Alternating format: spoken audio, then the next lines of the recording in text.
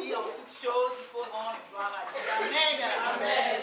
C'est vrai que nous devons partir de Strasbourg à 11h46. Nous sommes partis de Strasbourg à 13h30. Parce qu'il y a une gare non loin à 30 minutes de Strasbourg. Il y a eu un accident. Quelqu'un s'est jeté sur le train. Les voies n'étaient pas praticables. Mais bénis le Seigneur. Bien-aimés, veuillez vous asseoir.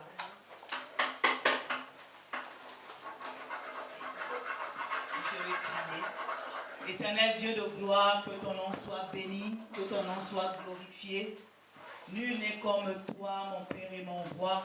Merci Seigneur pour ton amour, pour ta fidélité. Toi qui nous rassembles dans ta maison, ô Dieu. Merci, toi qui as permis, Père, que nous nous retrouvons en ces lieux pour glorifier ton nom. Reçois toute l'adoration et toute l'action de grâce, mon Dieu et mon roi. Viens, Seigneur Dieu, par ton Esprit Saint, continue à nous conduire, Père éternel. Merci, Père, pour tout ce qui a déjà été fait. Merci aussi, Père, pour la suite et la fin de ce programme, mon Dieu et mon roi. À toi seul soit la gloire et l'honneur, dans le nom de Jésus. Merci pour ta parole que nous voulons entendre, mon Dieu. Dispose nos cœurs, rien que pour ta gloire. Au nom de Jésus. Amen. Amen. Bien-aimés, nous allons partager une parole en cet après-midi dans l'évangile de Luc au chapitre 20, les versets 1 et 2. Je bénis encore une fois l'Éternel qui me permet d'être devant vous en cet après-midi. Merci aussi à l'homme de Dieu, le docteur Pasteur Henri, pour la programmation. Et merci à Dieu aussi pour la présence de chacun de vous en cet après-midi. C'est vrai que nous n'aurons pas le... Oui, ben oui, ça peut. Bien-aimé Rebecca. Donc nous allons lire dans Luc au chapitre 20, les versets 1 et 2.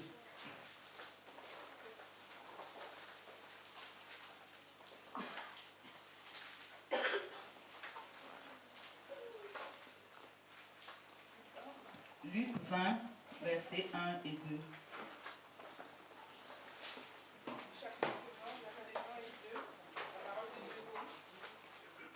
Un de ces jours-là, comme Jésus enseignait le peuple dans le temple et qu'il annonçait la bonne nouvelle, les principaux sacrificateurs et les scribes avec les anciens survinrent et lui dirent: Dis-nous, par quelle autorité fais-tu toutes ces choses?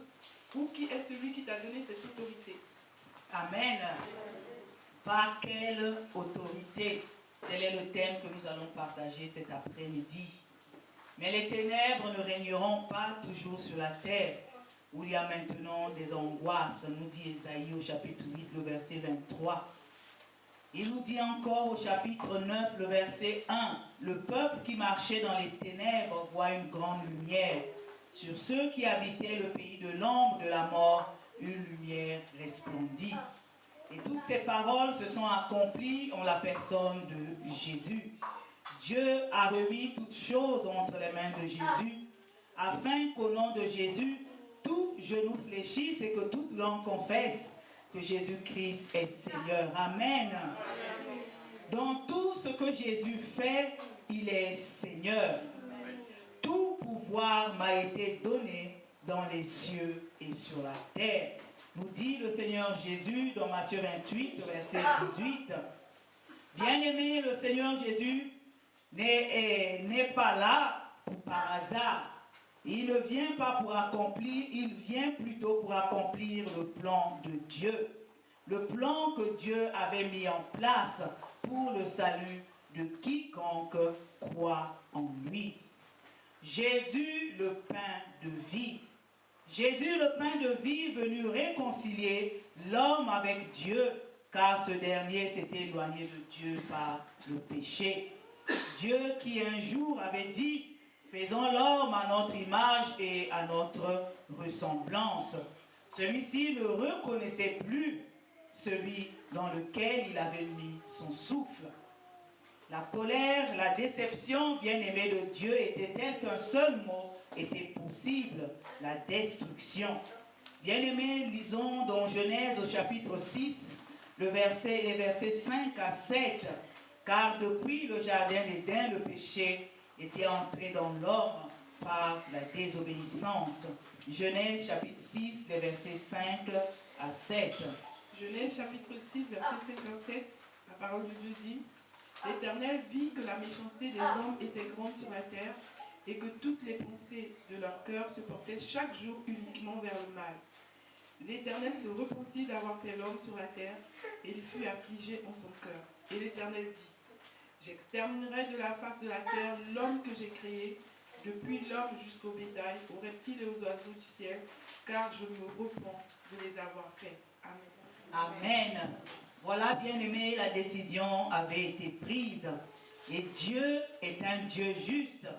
Il n'agit pas à l'aveuglette. Il est Dieu qui voit les choses et agit en fonction des situations. Certaines personnes ont trouvé grâce aux yeux de Dieu parce qu'elles avaient obéi à la voix de Dieu et ont agi comme Dieu voulait. Ils ont trouvé grâce auprès de Dieu. Combien étaient-ils bien-aimés? Ils étaient peu nombreux. Nous avons le cas de Noé, lorsque Dieu a décidé de détruire par le déluge. Celui d'Abraham pour son neveu Lot. Ils étaient peu nombreux et le plus grand nombre était loin de Dieu. Et il fallait que cela cesse. Il fallait une solution et cette solution, c'est Jésus. Jésus, la solution pour les siècles des siècles. Pourrait-on dire Jésus, la crème des solutions? Amen. Amen. Jésus, comme le langage le dit, le tip-top des solutions. Amen. Parce qu'en dehors de Jésus, il n'y a aucune autre solution. Jésus fait partie du plan de Dieu pour l'homme. Il n'est pas apparu, bien-aimé, comme un cheveu dans la soupe. Dans le jardin d'Éden, Adam avait perdu son autorité à cause de la ruse du serpent et il était devenu vulnérable. Et avec lui, le genre humain. Et c'était la mort certaine dans tous les sens du terme. Bien-aimé, mort physique, non seulement physique, mais aussi spirituelle. Plus rien ne reliait l'homme à Dieu. Mais la justice de Dieu devait s'accomplir. Lisons Jérémie au chapitre 31, les versets 29 à 30. Qu'est-ce que Dieu nous dit? Nous avons dit que c'est un Dieu juste. Il gère les situations selon qu'elles se présentent devant lui. 31, le verset 29 à 30. Jérémie chapitre 31, verset 29 à 30, la parole de Dieu dit: En ces jours-là, on ne dira plus: les pères ont mangé les raisins verts et les dents des enfants en ont été agacés. Mais chacun mourra pour sa propre iniquité. Tout homme qui mangera des raisins verts, ses dents en seront agacées. Amen. Ce que Dieu veut, c'est que le pécheur se répande de ses péchés et vive. Jésus est là pour conduire à la vie éternelle. Dieu a dit, afin que quiconque croit en lui ne périsse point, mais qu'il ait la vie éternelle. Jean 3, 16b. 16, chapitre 3, verset 16b. Or, sans la foi, il est impossible d'être agréable à Dieu. Il faut que celui qui s'approche de Dieu croit que Dieu existe et qu'il est le rémunérateur de ceux qui le cherchent. Amen. Quiconque croit. Dieu met en avant la donnée de la foi parce qu'elle est très importante et qu'elle est aussi essentielle. Amen. Quiconque croit, nous dit la parole de Dieu. On a le verbe croire, avoir confiance, être convaincu. Et celui qui croit, bien-aimé, est appelé croyant. Le croyant, nous dit le dictionnaire biblique, est celui qui croit ce que Dieu dit. De sorte que, nous dit Galates 3, 9, de sorte que ceux qui croient sont bénis avec Abraham, le croyant. Amen. Abraham a été appelé le père de la foi parce qu'il a cru en Dieu.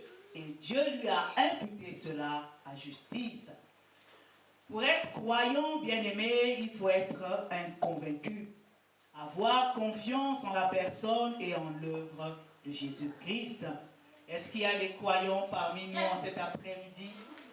Est-ce qu'il y a des croyants bien-aimés? Est-ce qu'il y a des croyants? Parce que le terme croyant est diamétralement opposé à celui d'incrédule. Incrédule qui veut dire littéralement sans foi, qui ne croit pas. L'incrédule ne met pas sa confiance en Dieu et dans sa parole. De quel côté te trouves-tu, bien-aimé? Parmi les croyants ou parmi les incrédules? Tu n'es pas obligé de lever la main, mais tu peux répondre dans ton cœur, parce que tu le sais. Depuis le jour où tu as accepté Jésus comme Seigneur et Sauveur personnel à aujourd'hui, qu'est-ce que tu peux dire par rapport à cette question? Tu as progressé dans ta marche, dans ta relation avec Dieu, ou tu stagnes encore au même endroit parce que quelque chose t'empêche d'aller plus loin avec le Seigneur? Est-ce une situation difficile que tu vis? Est-ce une situation difficile que vit l'un de tes proches? Qu'as-tu fait de ta foi? Ou bien, est-ce un péché que tu chéris, que tu aimes tellement, à tel point que tu t'y accroches et ne veux pas lâcher? Peut arriver des moments où tu l'abandonnes un certain temps et après tu cours le ramasser pour te recouvrir de nouveau. Nous l'avons entendu, bien-aimé, la parole de Dieu dit, or sans la foi, il est impossible de lui être agréable. Et lui, c'est qui? C'est Dieu, bien-aimé. Pourquoi revenir sans cesse, bien-aimé, sur une situation pour laquelle tu as demandé pardon à Dieu? Tu as été sincère avec Dieu, crois que Dieu t'a pardonné et avance avec lui. Amen.